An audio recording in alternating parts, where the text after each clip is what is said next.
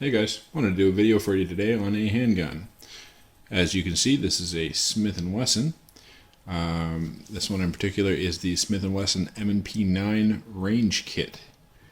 I'd like to give a thanks straight away to Uncle Juice 71, a subscriber and friend of mine, who provided the hardware for today's video.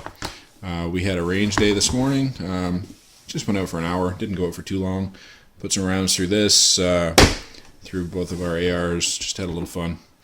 I might throw a little video of that up as well, just to show. But yeah, this is Smith & Wesson M&P9. The range kit comes with this nice case, really nicely formed protection around the gun. Comes with a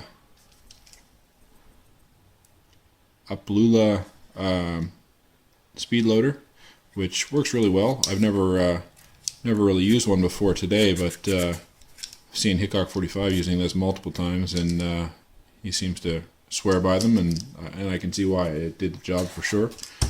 Definitely a nice little piece to have. Comes with 3 mags and this mag holster. There's 1 mag in the gun there, 2 here. This is a Blade Tech mag holster. As you can see, you can adjust this bar for the size of your belt. I'm sure you can adjust for the carry height you'd like as well, if you wanted to go on the top side of the belt or the bottom side of the belt as well. But yeah, steel mags, a little bit of polymer on the bottom. But they're double stack mags, but they're 10+1. I'm used to seeing 15 in a Glock, but or 17 if you're looking at a 9mm. But these are 10+1, so that's perfectly fine for here in Canada, because that's all we're allowed to have anyway. So got those. You've also got a Blade Tech holster for the gun, same adjustability. As you can see, Blade Tech USA there. No, you can't see that. Anyway, nice holster. It is adjustable. I'm not sure if it's adjustable for carry height or not. I would assume it would be, but it carries fairly high. It's comfortable though. Does a nice job. Snaps in nice and secure. Retains it well. It's a nice little holster, especially for coming with the gun. You don't have to go out shopping for one. Comes with one right there. So I mean, this isn't a concealment carry holster by any means, but very nice for the range, and it is a range kit, right? So also comes with the these are the small and medium, and he has the large back strap on it. So it's nice to have a little adjustability in there right from the factory. So let's haul this out of the holster, and we'll set the rest of this aside.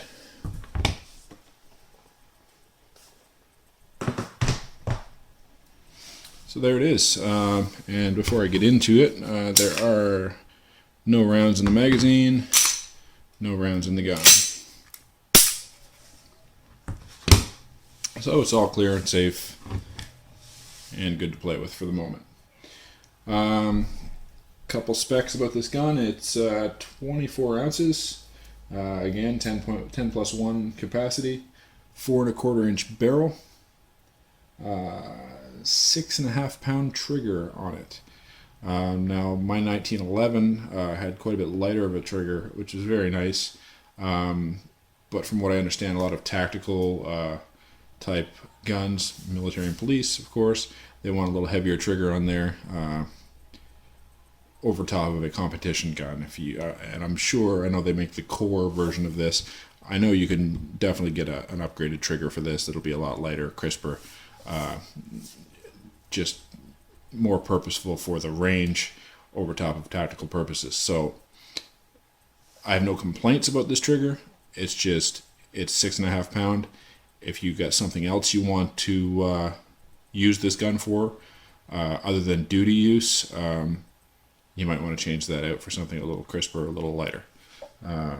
But for its design purpose, it works fine. I had no problems with the trigger. Out firing it, it wasn't uncomfortable. It's a little different. I'm used to a Glock or the 1911, which of course are two different things in themselves, but the Glock having the little blade, and then 1911 having the backstrap to safety. But this one here has essentially a two-piece trigger where, I don't know if you can see that there, it flexes. There's a little joint in the trigger itself, which actuates a rod up in here that I can see moving before it initiates the trigger. So I'm sure it's similar principle to the blade inside of some other triggers. It works fine. I didn't really notice it. It didn't bother me at the range to get up on it. So it's just as I sit here and look at it, I realize the differences. But anyway, so yeah, trigger does its job. Slings the rounds downrange, no problem. I say no problem. Let me throw something in on that. I was watching a video of Hickok 45 using the Mini 30 just the other night, and people were complaining that the Mini 30 is fussy on cheap rounds. And what he was getting was a light primer strike, and the second shot would always go off. It would actually work after the light primer strike. If you put the bullet back in the gun, it would go.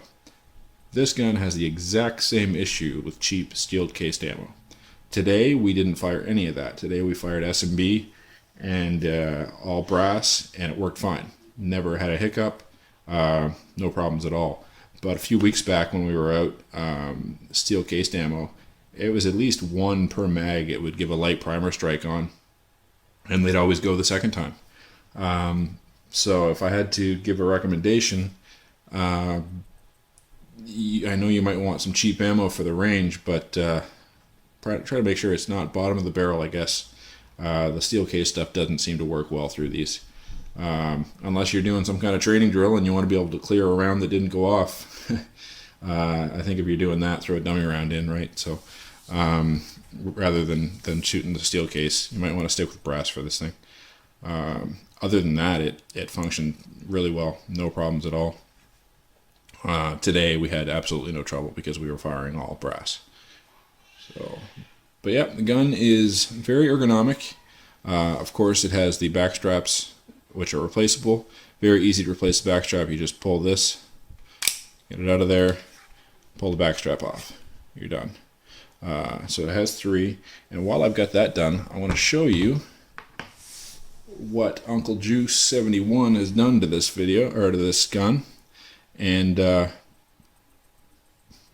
I'm glad he did. He did a good job on it, and if I ever get into one, I'm probably going to talk to him about doing mine. The one on the right is his large backstrap. The one on the left is the factory medium backstrap. You can see the one on the right is much rougher texture. He stippled it by hand,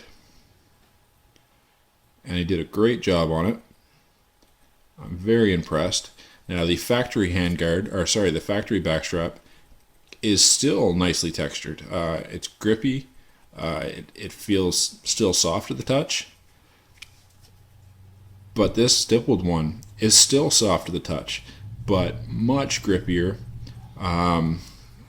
It's great. I'm really impressed at how well it came out. And if you look at those two backstraps, there's nothing to say that it's been modified. The stippled one, it looks like it's just a really nicely textured piece. Did a really nice job on it. I don't think anyone would even know that it didn't come that way if they were holding the gun. But like I said, the factory ones are good. They're nice and grippy. It's a cool texture. You've got a smooth texture all down the center here, and then rough on the back strap and rough on the fore end here, or the front strap, if you want to call it that. But this is a nice upgrade. Very impressed with it.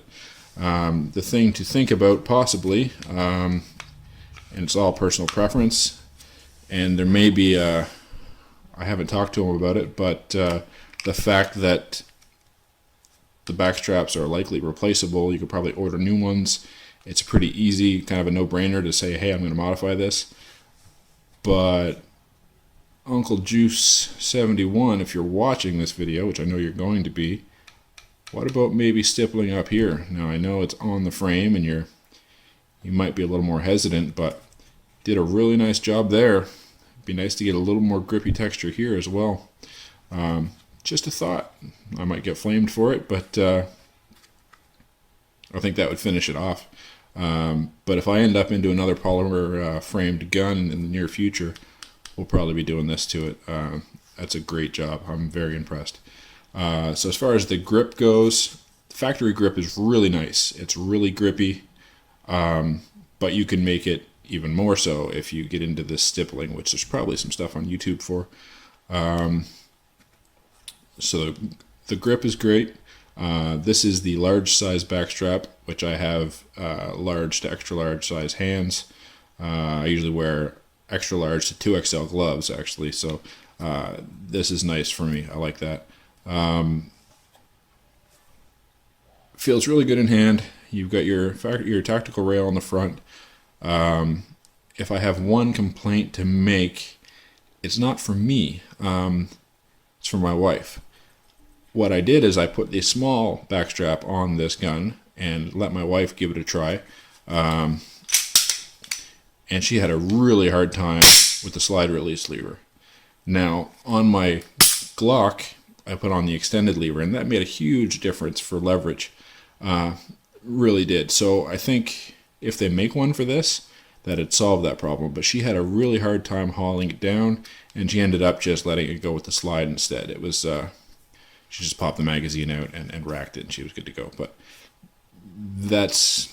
it's even harder to get at than the Glock one was from the factory. It's like I said, I don't really have a problem with it, but I can see somebody with smaller hands who's not quite right over top of it all the time might have some trouble. It's got a really nice beaver tail to it. Keeps your hands well away from the slide. Of course, you can choke right up on it. Slide is nice and slender. It's low profile slide. There's the M&P logo on it. They did a really nice job machining this slide.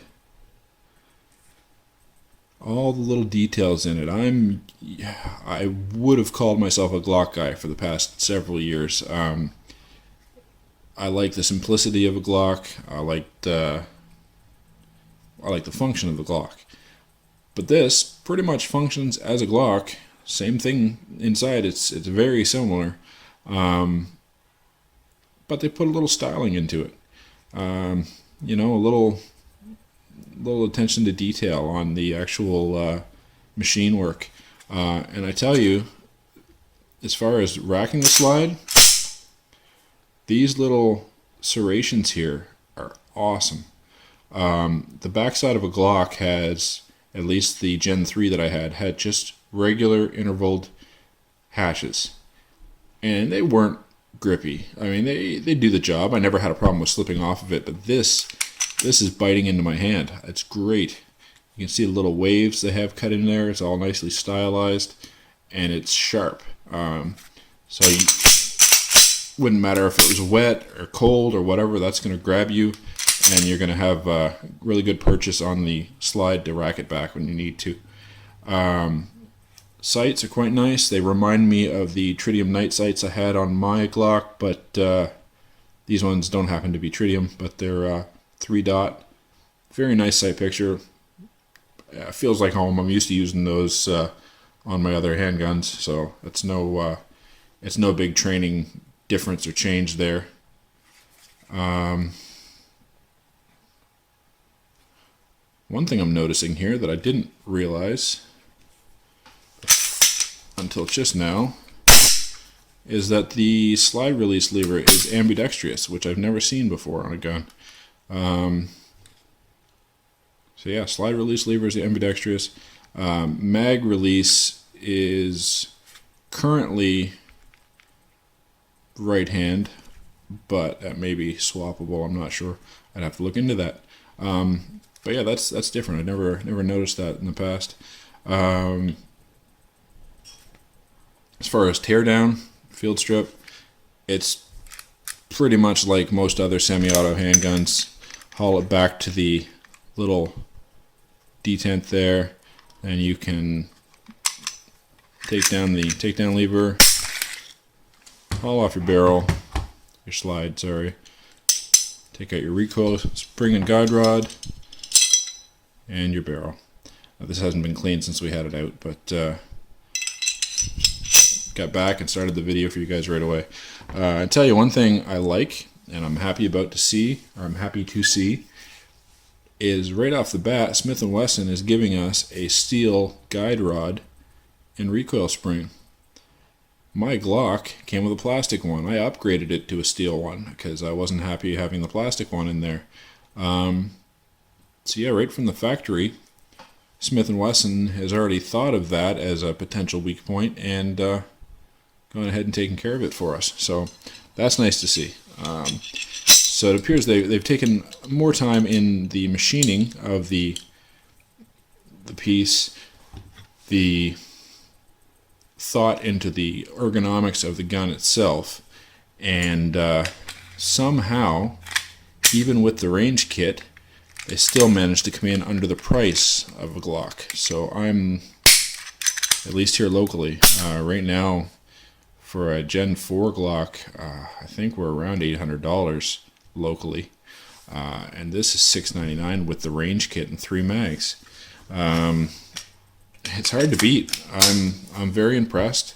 I know they have the core kit, which comes probably better trigger, different slide. It's got a place where you can mount a Trichicon optic to it. It's just got some upgrades, which is fine. But for $699 to get into a gun like this, I think is a great buy. It functions well. It looks good. You've got some accessories that come with it. I think it's pretty hard to go wrong with this. Whether it be your first gun or whether you're building a race gun or whatever, you can do it. If you are into IPSC shooting or something, you might want to look at the core where it comes a little more geared towards that right off the bat. But yeah, for a good range gun, I think this is great. It's a good option. I had no complaints other than, again, stay away from the steel cased ammo. But other than that, solid little gun. I enjoyed shooting it. I'm sure I'll get some more trigger time under it in the future. If we do have any major hiccups with it or experiences with it, we'll let you know. But for right now, I would give it high marks, pending ammo, obviously, or depending on ammo. But if you get some decent ammo, it's going to be a great little gun, very dependable, smooth shooting. It's 9mm, it doesn't do much for recoil, and yeah, it's great fun. Hope you guys liked the video. If you have any questions, comments, feel free to leave them below as usual, and go ahead and click the like button if you like what you see. We'll get you up some more videos soon. Thanks, guys.